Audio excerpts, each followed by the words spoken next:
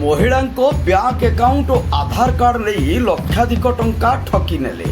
ନୂଆପଡ଼ା ଜିଲ୍ଲା କମନା ବ୍ଲକ ଅନ୍ତର୍ଗତ ଶିଆଲଲଟି ଗ୍ରାମ ପଞ୍ଚାୟତ ଭାଲୁକନା ଗାଁର ଆଦିବାସୀ ମହିଳାଙ୍କ ଆଧାର କାର୍ଡ ନେଇ ଜଣେ ଯୁବକ ଲକ୍ଷାଧିକ ଟଙ୍କା ଠକି ନେଇଛି। ଏନେଇ ସୋମବାର ତୋରବଡ଼ ଫାଣ୍ଡିରେ ଠକେଇର ଶିକାର ହୋଇଥିବା ମହିଳାମାନେ ଲିଖିତ ଅଭିଯୋଗ କରିଛନ୍ତି। ଅଭିଯୋଗ କ୍ରମେ 2021, 22 ଓ 23ରେ ବନ ବିଭାଗ ପକ୍ଷରୁ MGNRGSର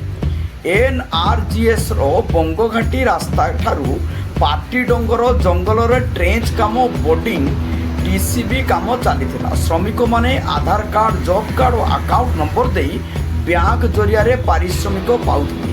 ସେହି ସୁଯୋଗ ନେଇ ଭାଲୁକନା ଗାଁର ଜଣେ ଯୁବକ ମହିଳାମାନଙ୍କ ପାଖକୁ ଯାଇ GRS ଟଙ୍କା ପଡ଼ିବ କହି ସେମାନଙ୍କ ଆଧାର କାର୍ଡ ଓ ବ୍ୟାଙ୍କ ଆକାଉଣ୍ଟକୁ ନେଇଯାଇଥିଲେ।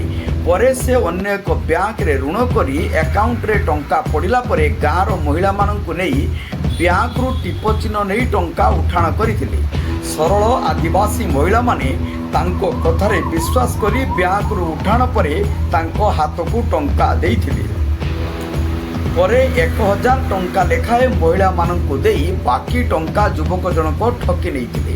ଠକାମିର ଶିକାର ହୋଇଥିବା ଜାଣିବା ପରେ ମହିଳାମାନେ ତୋରବଡ଼ ଫଣ୍ଡିରେ ସୋମବାର ସମ୍ପୃକ୍ତ ଯୁବକଙ୍କ ନାମରେ ଲିଖିତ ଅଭିଯୋଗ କରିଛନ୍ତି। ଗାଁରେ 35 ଜଣ ମହିଳାଙ୍କ ନାମରେ ଯୁବକ ଜଣକ ଋଣ କରିଥିବା ଜଣାପଡ଼ିଛି।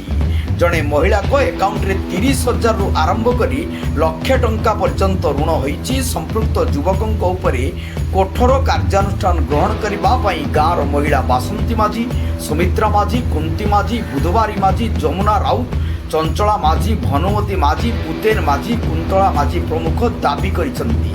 ଏ ସଂକ୍ରାନ୍ତରେ ତୋରବଡ଼ ଫାଣ୍ଡି ଅଧିକାରୀ ଗୌରୀଶଙ୍କର ଦାସଙ୍କୁ ପଚାରିବାରୁ ମହିଳାମାନେ ଲିଖିତ ଭାଲୁକନା ଗାଁର ମହିଳାମାନେ ଲିଖିତ ଅଭିଯୋଗ କରିଛନ୍ତି। ଅଭିଯୋଗ ଆଧାରରେ ତଦନ୍ତ ଚାଲିଛି। ଅଭିଯୁକ୍ତଙ୍କୁ ଖୁବ୍ ଶୀଘ୍ର ଧରାଯିବ ବୋଲି ସେ କହିଛନ୍ତି। ନୂଆପଡ଼ା ଜିଲ୍ଲାରୁ ପରମେଶ୍ୱର ମେହେରଙ୍କ ରିପୋର୍ଟ, ଜନତା ଏକ୍ସପ୍ରେସ।